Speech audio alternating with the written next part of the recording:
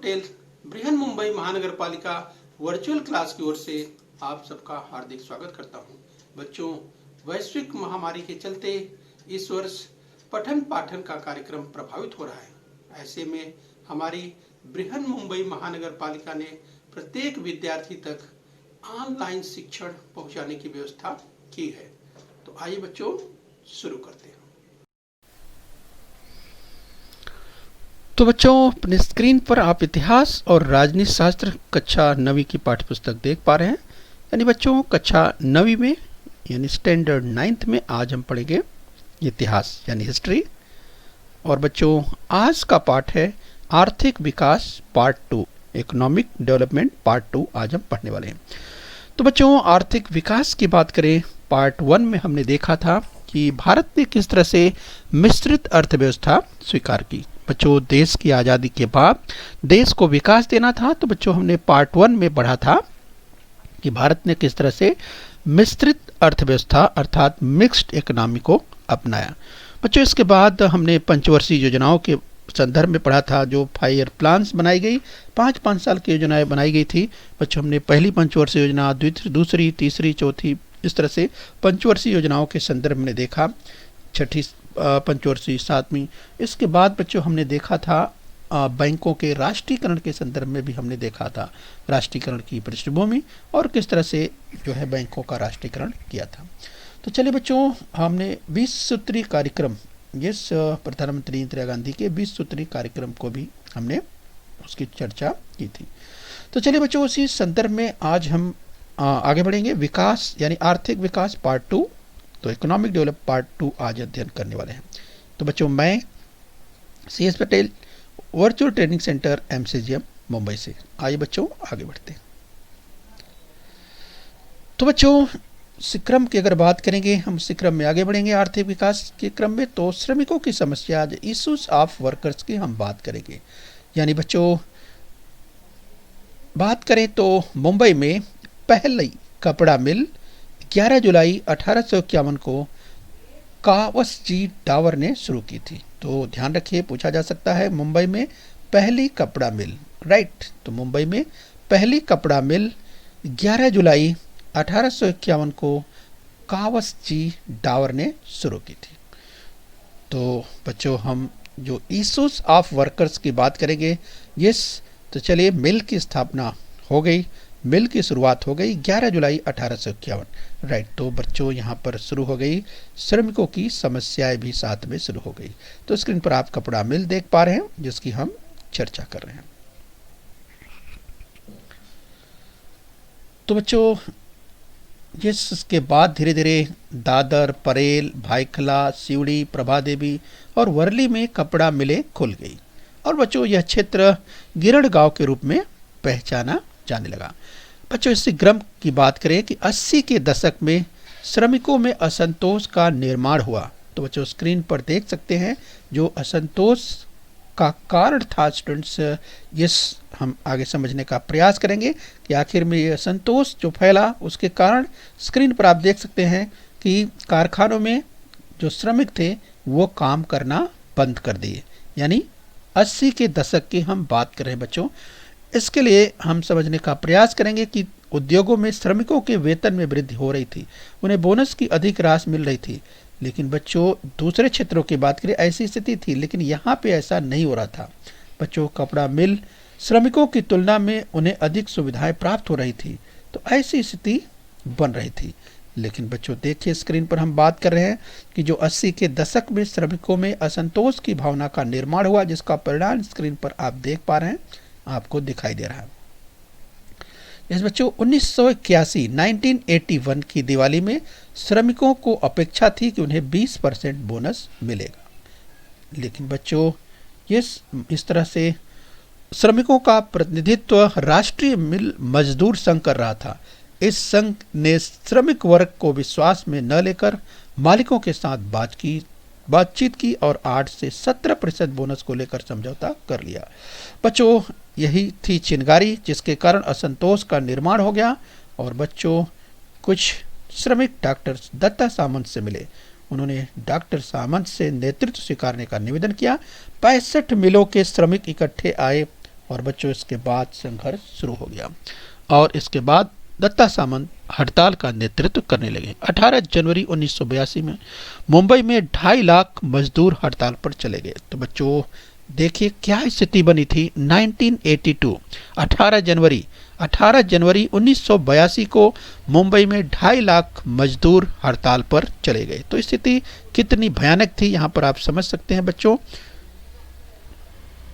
तो चलिए स्क्रीन पर आगे हम देखने का प्रयास करेंगे कि बच्चों इसके बाद क्या हुआ। गिरण गांव की मशीनों की ठक ठक रुक गई, मानो मुंबई का हृदय ही पूरा बंद हो गया। बच्चों तत्कालीन मुख्यमंत्री अंतुले ने इस समस्या का हल निकालने के लिए त्रिदल समिति का गठन किया। इस बच्चों तो इस समस्या का हल निकालने के लिए जो प्रयास करना था बच्चों AR अंतुले, उन्होंने इस समस्या का हल निकालने के लिए त्रिदलीय समिति का गठन किया। इस बच्चों आगे चलकर बाबा साहेब भोसले मुख्यमंत्री बने और उनकी भूमिका थी कि कानूनी तौर पर जो सवाल थे वो केवल राष्ट्रीय मिल मजदूर संघ के ही साथ बातचीत करेगी। दत्ता सामंत बच्चों इसी क्रम में दत्ता सामंत ने यह कानून रद्द करने की मांग की। बच्चों हड़ताल के प्रारंभिक समय में मजदूरों को उनके गांव से सहायता मिलने लगी थी।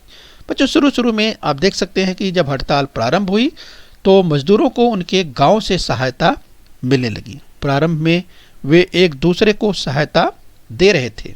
प्रारंभ में वे एक दूसरे को सहयोग देना मजदूरों को कठिन प्रतीत नहीं हुआ, लेकिन बच्चों आगे समय चलते परिस्थितियां बदलने लगी।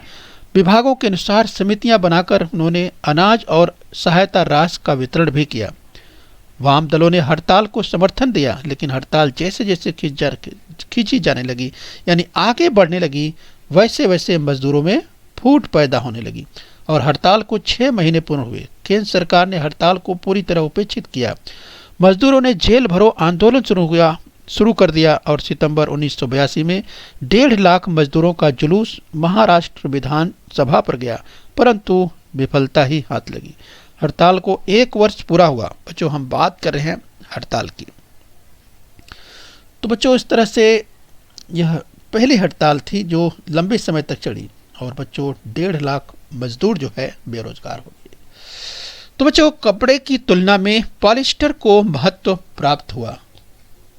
तो स्क्रीन पर देख सकते हैं परिणाम क्या हुआ। पहले से ही मिल की जो कपड़ा की बिक्री पर प्रतिकूल परिणाम होने लगा, क्योंकि बच्चों जो कपड़े की तुलना में पॉलिस्टर आ गया और पॉलिस्टर को अधिक महत्व प्राप्त हो गया। उसका परिणाम क्या हुआ बच्चों, उसका परिणाम क्या हुआ कि कपड़ा बिक्री पर प्रतिकूल परिणाम शुरू हो गया। और बच्चों यही कारण था कि कपड़ा मिले मुंबई से सूरत अर्थात गुजरात यानी महाराष्ट्र से अब धीरे धीरे कपड़ा की मिलें स्थानांतरित होने लगी और महाराष्ट्र से निकलकर गुजरात की ओर जाने लगी। राइट। तो बच्चों देखिए सूरत की ओर, यानी स्क्रीन पर आप देख सकते हैं सूरत। तो कपड़ा मिलें मुंबई से गुजरात में स्थलांतरित हो गई। तो बच्चों इस तरह से आप समझ सकते हैं कि किस तरह से यहाँ पर जो स्थिति बनी और बच्चों केंद्र सरकार ने 13 मिलों का राष्ट्रीयकरण किया। इस समस्या को हल करने के लिए मध्यस्थ न्यायाधिकरण का गठन किया गया, परंतु इसमें भी सफलता नहीं मिली। बच्चों हम बात करेंगे न्यू इकोनॉमिक पॉलिसी की, नई आर्थिक नीति की। तो क्या है ये नई आर्थिक नीति, न्यू इकोनॉमिक पॉलिसी, हम समझने का प्रयास करेंगे। आधुनिक भारत के इतिहास में वर्ष 1991 बच्चों जो 90 के दशक की बात करें बहुत ही महत्वपूर्ण रहा है। 1991 की हम बात करें बच्चों बहुत ही महत्वपूर्ण रहा। और अगर इस दौरान हम बात करें कि यहाँ से शुरू होती है, ये अगर भारत की नई आर्थिक नीति की बात करें तो 1990 का दशक बहुत ही महत्वपूर्ण रहा है। 10वें लोकसभा चुनाव के बाद केंद्र में PV नरसिम्हा राव प्रधानमंत्री बने। इस 10वें लोकसभा चुनाव के बाद केंद्र में PV नरसिम्हा राव प्रधानमंत्री बने।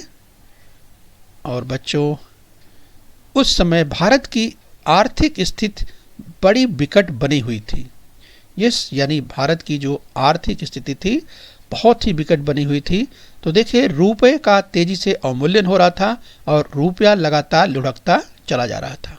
अगर अंतर्राष्ट्रीय बाजार की बात करें तो रुपया बहुत तेजी से गिर रहा था, यानी भारत की स्थिति बहुत ही विकट बनी हुई थी और भारत की स्थिति को संभालना जरूरी था। तो 90 दशक की हम बात करें बच्चों, पीवी नरसिम्हा राव से पहले पूर्व जो चंद्रशेखर की सरकार थी, और इस सरकार के कार्यकाल में मुद्रास्फीति की दर 17% थी। तो बच्चों यहाँ पर इन्फ्लेशन रेट आप देख सकते हैं, मुद्रास्फीति की जो दर है वो बहुत बढ़ गई थी। 17% इन्फ्लेशन रेट हो गया था, जो कि देश के हित में बिल्कुल नहीं था। तो इस तरह से आर्थिक सुधार बहुत जरूरी था और बच्चों इसके लिए प्रयासों की जरूरत थी, और आर्थिक वृद्धि की जो दर थी वो 1.1 ये 1.1% से घट गई थी। तो यहाँ पर आप समझ सकते हैं भारत की जो आर्थिक वृद्धि थी उस पर भी तेजी से कह सकते हैं नुकसान हुआ। तो इसके लिए उपायों की जरूरत थी, तो रेमेडीज की जरूरत थी, उपाय योजना की जरूरत थी भारत की जो आर्थिक गति है उसको बढ़ाने के लिए। तो चलिए बच्चों, इस स्थिति से उबरने के लिए पीवी नरसिम्हा राव ने डॉक्टर मनमोहन सिंह को वित्त मंत्री के रूप में नियुक्त किया। राइट, तो हम बात कर रहे हैं बच्चों तत्कालीन प्रधानमंत्री यस पीवी नरसिम्हा राव। बाईं ओर स्क्रीन पर आप देख पा रहे हैं, दाहिनी ओर आप देख पा रहे हैं यस मनमोहन सिंह, डॉक्टर मनमोहन सिंह को वित्त मंत्री के रूप में नियुक्त किया।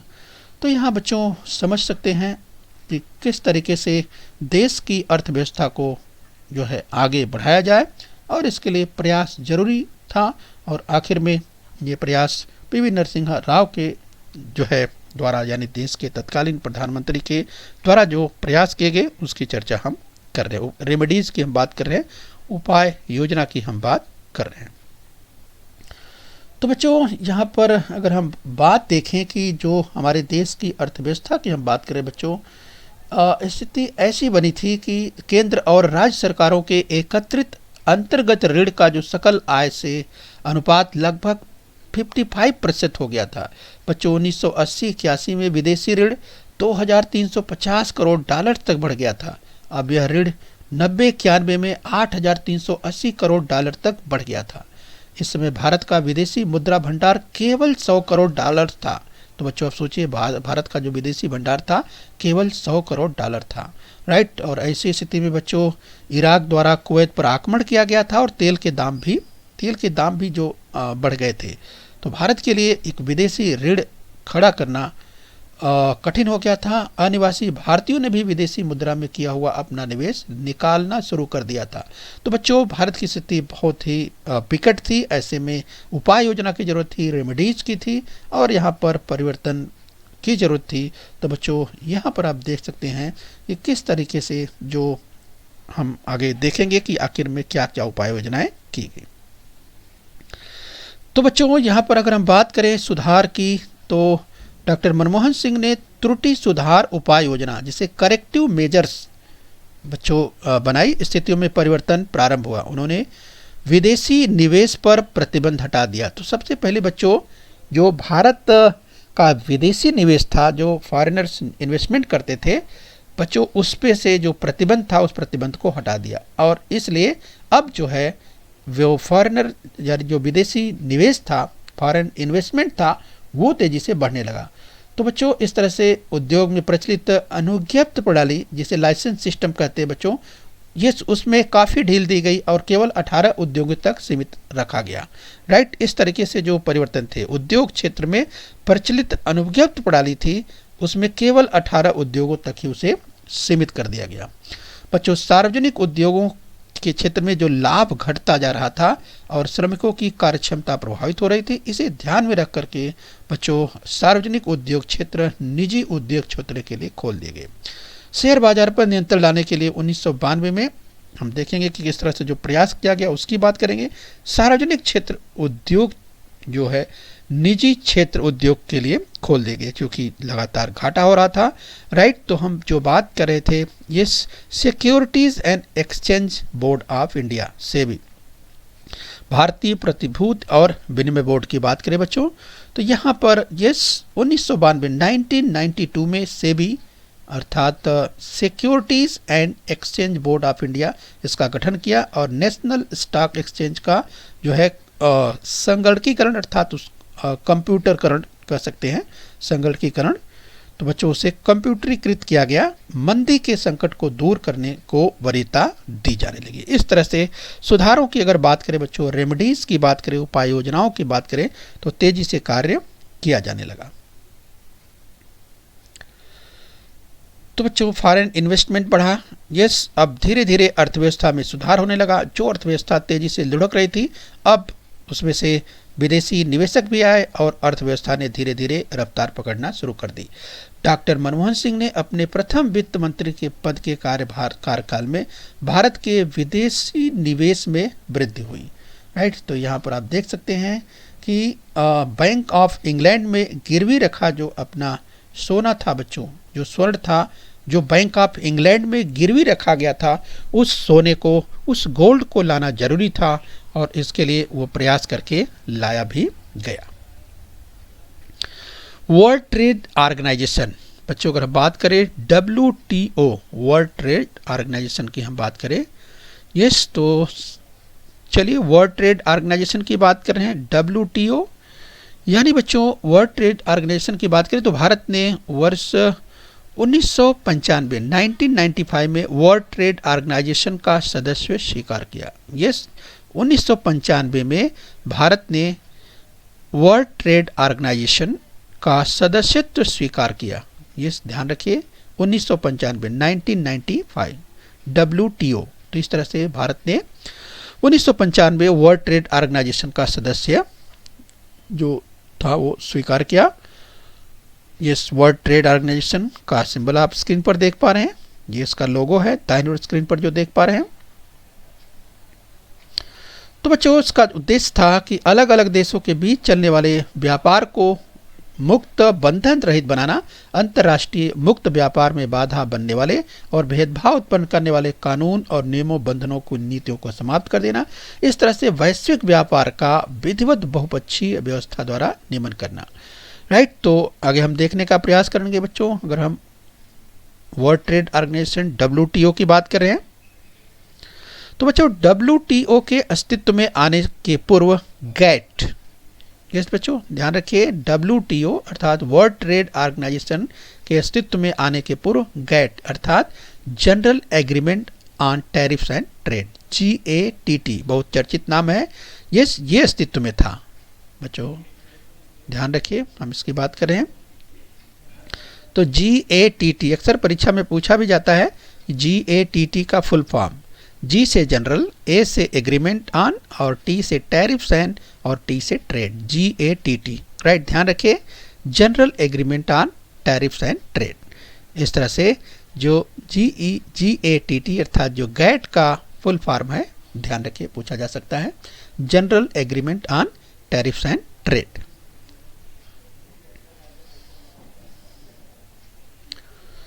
तो इस तरह से बच्चों यहाँ पर हम थोड़ी चर्चा और कर लेते हैं। राइट, हम बात कर रहे थे यस WTO की हम बात कर रहे थे।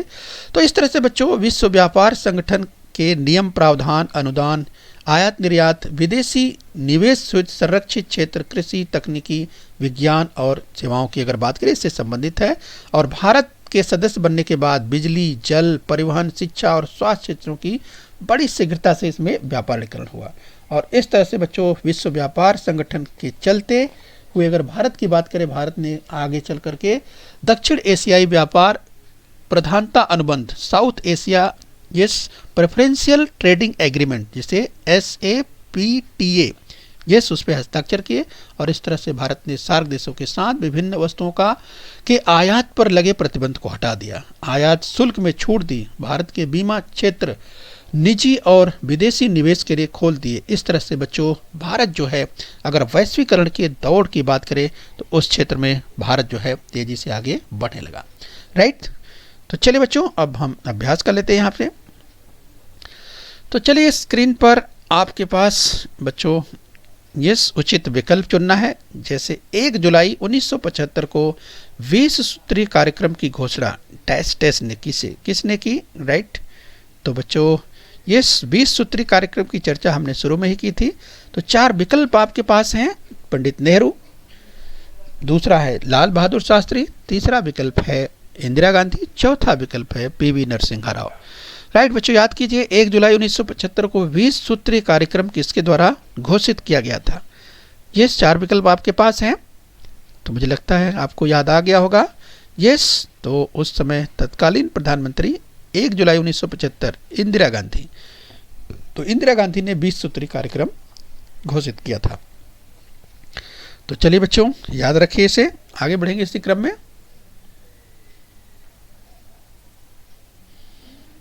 चलिए 19 जुलाई 1969 को डैश डैश बैंकों का राष्ट्रीयकरण किया गया। बच्चों 19 जुलाई 1969 को, यस, तो चलिए बच्चों अब आपके पास विकल्प आते हैं, 4 विकल्प हैं। 19 जुलाई 1969 को यस कितने बैंकों का राष्ट्रीयकरण किया गया? 14, 24, 34 या 44। यस बच्चों याद कीजिए, 19 जुलाई 1969 को यस कितने बैंकों का राष्ट्रीयकरण किया गया था? 14, 24, 34 या 44। यस, तो चलिए याद कर लीजिए, चलिए उत्तर मिला लीजिए अपना।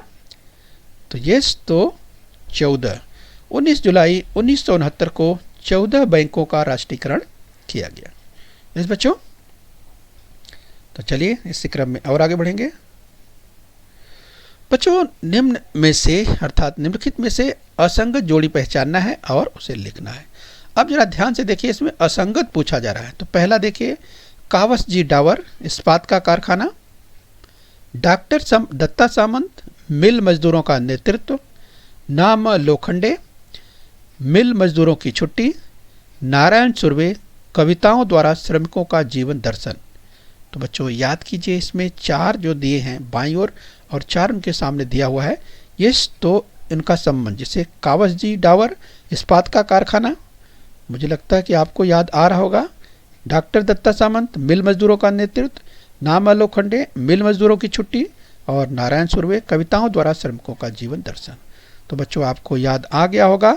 यस, बहुत ही आसानी से आपने उत्तर खोज लिया होगा। यस, तो चलिए मिलाइए अपना उत्तर, यही है। चलिए स्टार का निशान जहाँ लगा है यही असंगत जोड़ी है, यानी कावस जी डावर इस्पात का कारखाना बच्चों ये असत्य है। यस, बाकी सब जो है वो संगत है, यही असंगत है। राइट, तो बच्चों आपको याद आ गया होगा, इस्पात का कारखाना नहीं, बस बच्चों आपको याद आया होगा कि कावस जी डावर जिन्होंने कपड़े की मिल की शुरुआत की थी। यस, आइए बच्चों इसी क्रम में हम आगे बढ़ेंगे। निम्नलिखित कथन सत्य है या असत्य बताना है, यदि कथन असत्य है तो सत्य करके लिखना भी है। अब चलिए स्क्रीन पर देखिए, मुंबई में पहली कपड़ा मिल 11 जुलाई 1851 को कावस जी डावर ने शुरू की।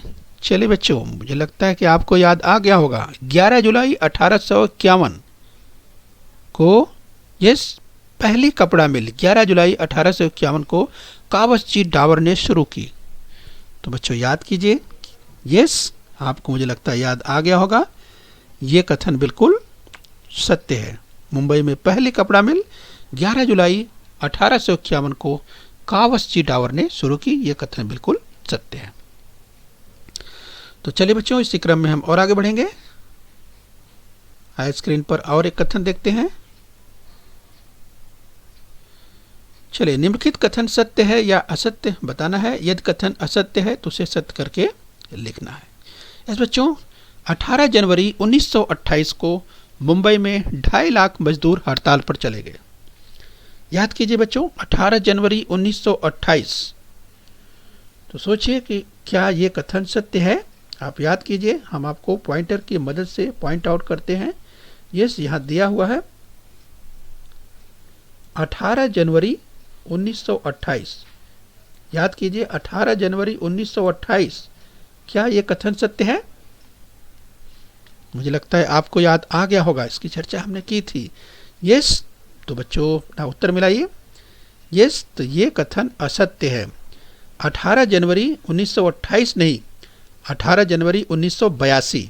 राइट, तो ध्यान रखिए जो सही उत्तर है, जिस तरह से आपको सही करके लिखना है, 18 जनवरी 1982 है, 1982। 18 जनवरी 1982 को मुंबई में 2.5 लाख मजदूर हड़ताल पर चले गए थे। तो यस बच्चों, हम उम्मीद करते हैं आपने इस पाठ को समझ लिया है। तो बच्चों, अगर आपको अच्छा लगा है तो आप लाइक कर दीजिए। और बच्चों यस, अगर आपको बच्चों कहीं कोई समझ में नहीं आया है तो बच्चों आप नीचे कमेंट में लिख सकते हैं। यस बच्चों, और बच्चों तो खूब मेहनत करते रहिए यस बच्चों, और सुरक्षित रहिए। तो ओके बच्चों। बृहन मुंबई महानगर पालिका के इस चैनल को सब्सक्राइब कर लीजिए और बेल आइकन प्रेस कर लीजिए।